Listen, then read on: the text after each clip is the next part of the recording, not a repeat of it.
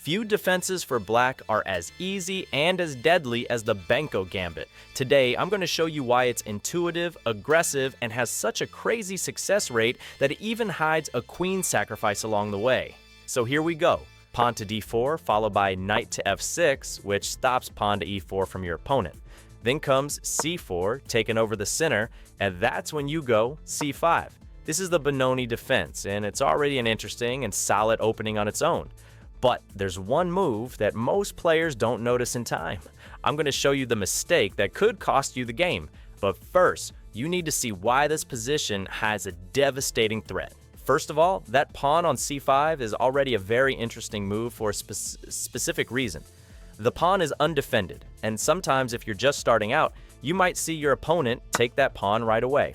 When that happens, you need to know that you can always get the pawn back whenever you want with the move queen to a5 check, which forces your opponent to respond immediately. And we have a clear positional advantage here if your opponent chooses to take the pawn. What's that advantage? Well, it's that by capturing the pawn, black is trading a side pawn for a central pawn. And the best part is, you don't even have to capture the pawn right away to take advantage of this situation, because you can play the move e6, which is a developing move you'd be playing anyway on pretty much every variation, and let the bishop capture happen while you're developing an important piece. And that way, the bishop capture feels like it comes with tempo. Keep that idea of developing with tempo in mind. In just a bit, you'll see how it completely destroys white's plan. So let's say your opponent goes knight to c3. Suddenly, we've got a slight advantage where black has already played two developing moves while white has only played one move developing pieces. If you play that pawn to e6 and your opponent tries to hold on to the pawn by playing, for example, pawn to b4, well, anyone who's familiar with the Queen's Gambit and its ideas for white, especially the accepted variation, will know that you can't cling to the extra pawn here, because you've got pawn to a5 and the idea is clear, right? You're attacking the pawn's defender and there's just no way to reinforce the pawn chain beyond that, because you take the pawn and they can't recapture since your rook is pinning their pawn along the file. It looks like white still has resources, but there's a forced sequence that wipes out all the defense. We'll get there in a second, but first, you need to see how even their solid moves turn against them. And if they go bishop to d2 to support the pawn, you need to play knight to a4, putting pressure on that bishop. And if white continues developing with pawn to e3, we played queen to f6 and we're completely winning because we're attacking f2 with a mate threat and also hitting the rook on a1. And has hit that one enough, over here you're also attacking your opponent's pawns. And if they take the pawn instead of trying to hold the pawn chain together, then they end up with multiple isolated pawn islands that are going to fall one by one. Then when you take the pawn on a5, you're taking it with check. And now comes the moment that can fool even experienced players, because it looks like white should keep holding on to the material, but that obsession with material only speeds up the collapse of the position. Take a look at what happens. So in this position here, even though you're technically down 2 pawns, you're already in a decisive advantage, just because your opponent is left with a completely wrecked pawn structure, and you're developing your pieces with check, right? Now, there's a queen sacrifice trap that comes after pawn takes on c5. If they take our pawn and we play pawn e6, opening the diagonal to recover the pawn. White plays knight to c3 here, which is what they should have done instead of clinging to the pawn. But now when we go bishop takes on c5, we're activating the bishop, recovering the pawn, and we've got a good position. But later on, your opponent might go knight to f3, developing another piece, and then we hit the center of the board with pawn to d5, threatening both to take the pawn and to push our central pawn forward. Usually, white trades the c pawn for the d5 pawn. After all, they're trading a side pawn for a central one, and also leaving us with an isolated queen's pawn. But you'll see that this isn't a problem for us. In fact, it actually helps us even more because it makes it easier to develop the light square bishop. And on top of that, white doesn't realize the danger in this position and plays bishop to g5, thinking they're better because they're pinning our knight. And when we continue with pawn to d4 attacking the knight, it's very common for them to go knight to e4 attacking our pinned knight for the second time, and white feels like they're winning in this position. But now comes the trap. we take the knight on e4, we sacrifice the queen, and with that move, we win the game. Bishop takes the queen on d8.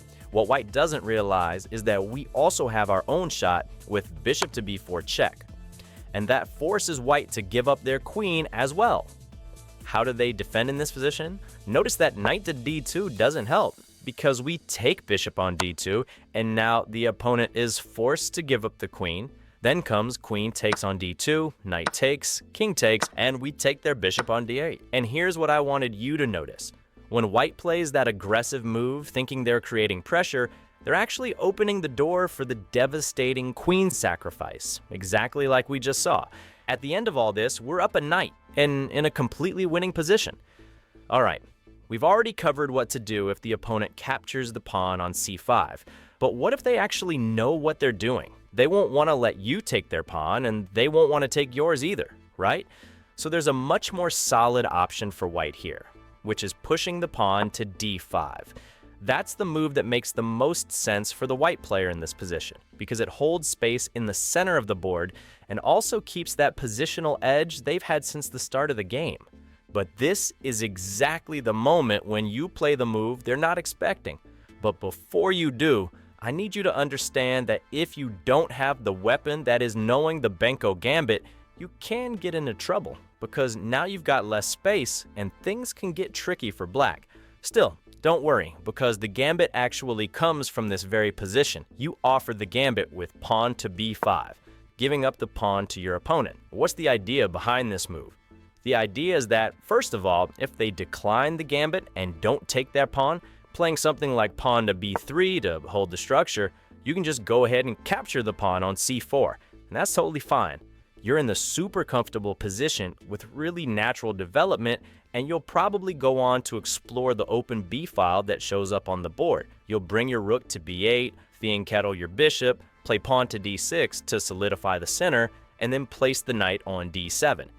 In other words, you've got plenty of natural squares for your pieces, your development flows by itself, and you've got nothing to complain about. Now, if they accept the gambit and take the pawn, you're not going to do the same thing you did before. You're not just going to recapture or try to get the material back right away. You're going to offer one more pawn. And that seems really strange at first, but here comes something 87% of players can't defend against, because it looks like white has extra material and everything's fine. But every piece you develop brings a new threat they just can't ignore. I'll show you the crushing sequence in a second. Now, if the white player takes the pawn on a6, you develop the bishop, and suddenly you're in a really interesting position. Black has two pieces developed, and white really wanted to go knight to c3 here so they could finally push the pawn to e4.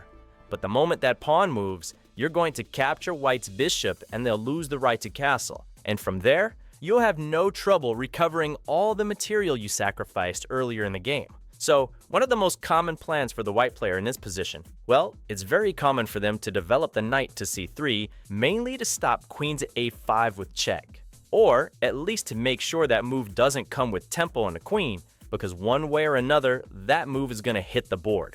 This is the position I mentioned earlier, where white plays that prophylactic move by developing the minor pieces. But in reality, they're actually letting you take over the semi-open files with constant tactical pressure, just like we saw before.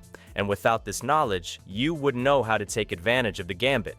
And it's also really common for your opponent to fianchetto the bishop, aiming to free up the pawn on the e-file and get it moving. So what do you do in that situation?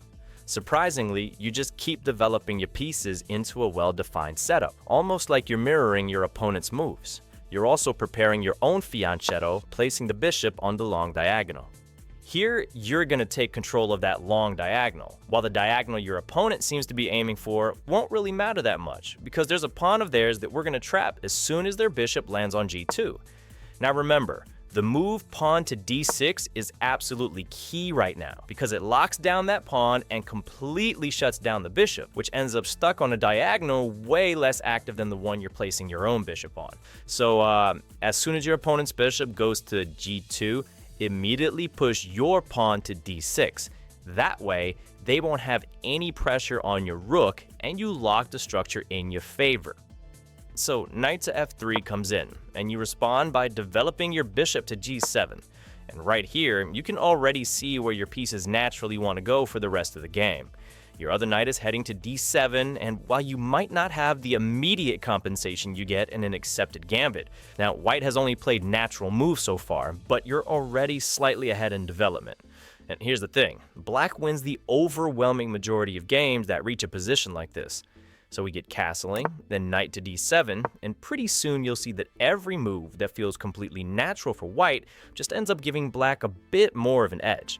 And it's not the kind of edge that comes from traps or huge mistakes, nothing like that.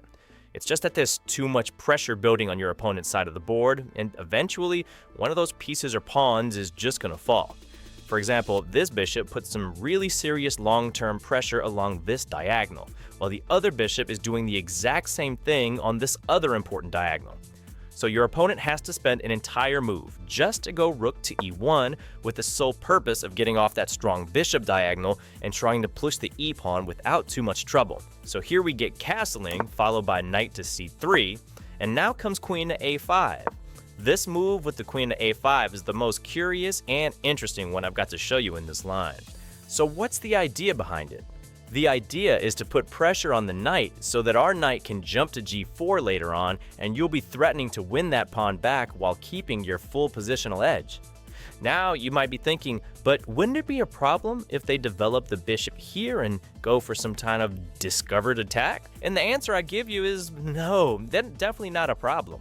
What's going on is that this knight just doesn't have any square that's really useful enough to move to in a way that would make the bishop's attack matter. If that knight moves anywhere, you just pull the queen back and there's no problem. What usually happens is you bring the queen back to a square where it targets the b pawn, which ends up getting weakened once the knight moves. So the idea here is to let that tension unfold naturally, because a lot of the time it actually works in your favor.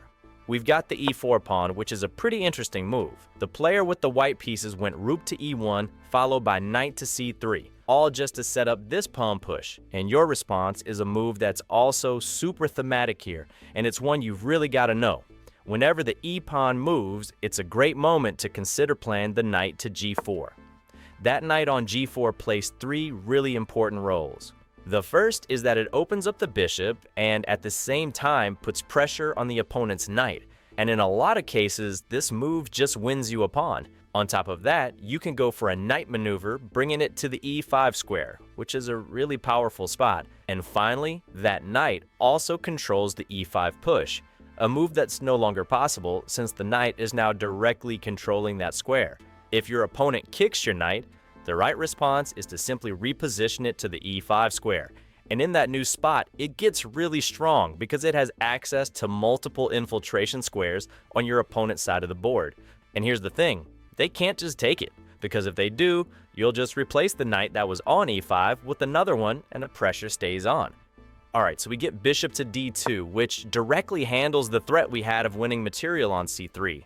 Then we go rook to b8, and whenever the white bishop leaves the back rank, you want to put immediate pressure on the b-pawn. At this point, you can clearly see white is running out of real options. There's just not much left to do in this position.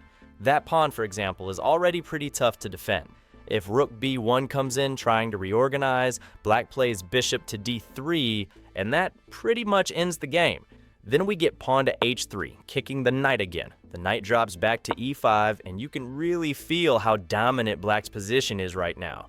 That knight is jumping to c4 next, hitting both the b2 pawn and the bishop. And at that point, white just has no real defense left. So in this position, white ends up capturing the knight. They're pretty much forced to go for that trade, even though it really doesn't fix anything, because another knight just takes over that square. Now we get pawn to f4, trying to force the knight back and maybe find a way to start some kind of kingside attack, since black is putting heavy pressure on the queen side, and white just can't deal with it. From here, you drop your knight on a c4, and once again, you're totally in control of the board. You've got threats coming in on both the bishop and the pawn.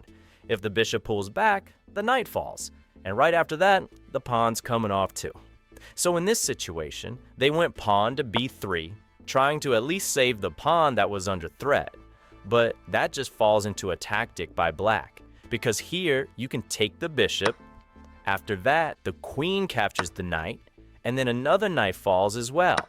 And once the white queen moves, you got a fork on the rooks. And this right here is where you see the power of the Benko Gambit in action. You could really see how naturally everything unfolds. The long-term pressure down the b file and along those two key diagonals is going to force your opponent to give material back. And I'm absolutely sure that even pretty strong players without prep just can't defend properly against the positional edge the Benko Gambit gives you.